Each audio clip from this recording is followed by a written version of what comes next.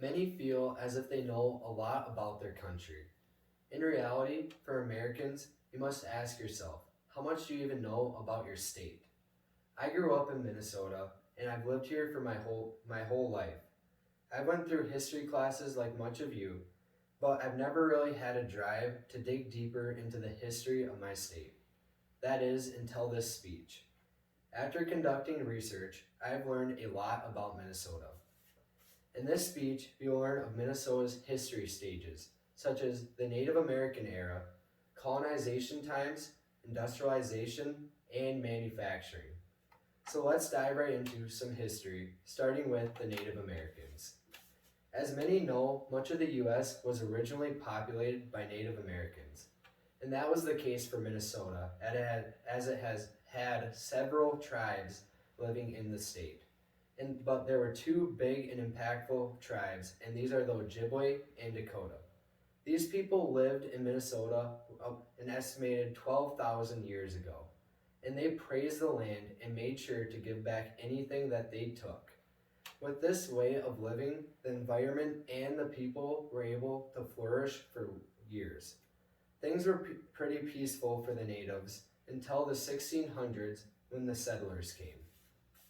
At this time, the settlers started to take the Native Americans' land and overtake their culture. They would physically force them to abandon their way of living and switch to the right way. The colonists also changed the food source of the Native Americans, as they destroyed the buffalo population. According to Gilbert King, a writer for the Smithsonian, quote, an estimated 200,000 buffalo were killed yearly, quote. And that's just from the colonists alone, and this is the food that the Native Americans depended on. And it was 200,000 buffalo each year, and over the years that adds up. As you can imagine, this greatly affected the Native Americans. With the lack of the food source, they had to turn and fight each other over the source, and they also fought the colonists. However, in these battles, there was only one true victor, and that's the colonist. They tricked the Native Americans to sign treaties which stripped them of their land. In 1858, Minnesota became a state. Colonization continued, and industries such as foresting boomed. There were still uprisings of the Native American tribes, but for the most part, the Native Americans were forced out and left with their small amounts of land. Over time, Minnesota's population increased, and during the Industrial Revolution, things only looked brighter for the state. At this time, industries such as mining, foresting, and milling took off. These industries, especially iron mining, brought a boom of wealth and population to the state. According to Tyberg at MinnPost, quote, since the 1890s, the Mesabi has produced iron ore that boosted the national economy, contributed to the Allied victory in World War II, and cultivated a multi-ethnic region in the northeast Minnesota. Now, this is just a couple examples of how important these industries and resources are to us, as they help shape our nation. With these abundant resources, Minnesota was able to thrive for years. That is, until the resources slowed down and became less valuable. These companies were forced to adapt. And that's exactly what many did.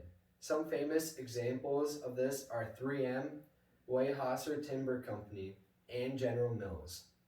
3M started as a mining and manufacturing company, and they adapted and started to design products. They were the ones who invented Scotch tape even. Now they are a successful manufacturing and engineering company. Weyerhaeuser Timber Company was a logging company, and then they added products like paper to become more diverse. Present day, they are still logging, but with these other materials, they are very successful. They're one of the biggest logging companies in America. General Mills started as just a flour company. Then they adapted to become more. They created brands like Wheaties and Betty Crocker, which are now very popular. With all these businesses adapting to the new ways, Minnesota industries were and still are able to thrive. So again, I ask you, how much do you know of your state? Did you know about the Native American tribes in Minnesota? The colonists' ruthless takeover and slaughter of the buffaloes? Or how much did you know of the industries which built this great state? Or the adaptation that these industries went through to succeed? History is important, and this is just a fraction of Minnesota's. If you would like to learn more of this great state, I encourage you to look up a website or find a book and just read on our past.